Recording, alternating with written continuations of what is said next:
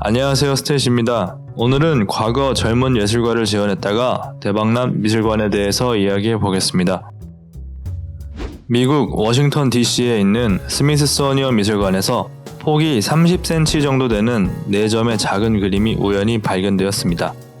그림을 소장하게 되면서 기록된 자료를 통해 1965년 8월 22일 $200를 지불하고 한 젊은 예술가에게 구매한 것을 확인할 수 있었습니다.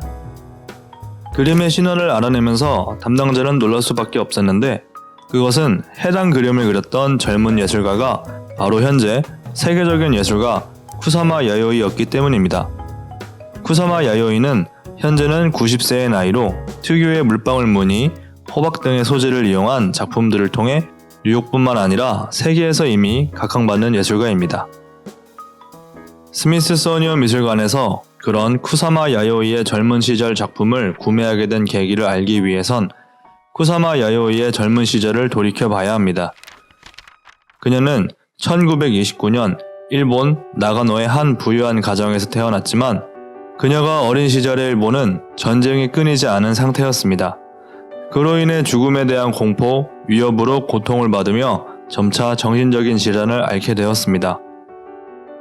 하지만 어린 쿠사마 야요이의 어머니는 그녀의 정신적 질환에 대해 제대로 인식하지 못해서 그녀가 이상 행동을 보일 때면 매질을 하면서 더욱 엄하게 교육하려 했습니다.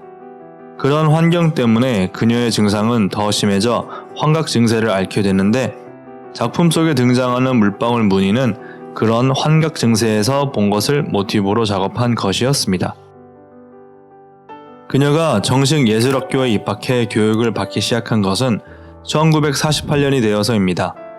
이후 그녀는 1957년 아무런 연출도 없이 자신의 작품 2000여 점에 대한 내용이 담긴 포트폴리오를 들고 뉴욕으로 넘어왔습니다. 그녀가 자신의 병을 그대로 그림에 그려낸 용기처럼 자신을 알리기 위해 고군분투했습니다.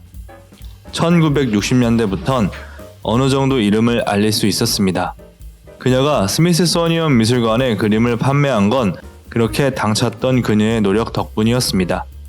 당시 미술관에 일했던 관리자 겸 큐레이터 월터 홉스는 그런 젊은 예술가 쿠사마 야요이의 작품을 매입했습니다. 그녀의 그런 적극적인 태도가 가져다준 긍정적인 결과는 작품을 판매하는 것에 멈추지 않았습니다. 1966년 자신이 베니스 비엔날레에 초청받지 못했다는 것을 확인하자마자 그녀는 비엔날레 전시장 앞에서 1500여 개의 물방울의 오브제를 깔아놓고 판매하는 해프닝을 일으키기도 했습니다. 물방울 오브제의 가격은 $2.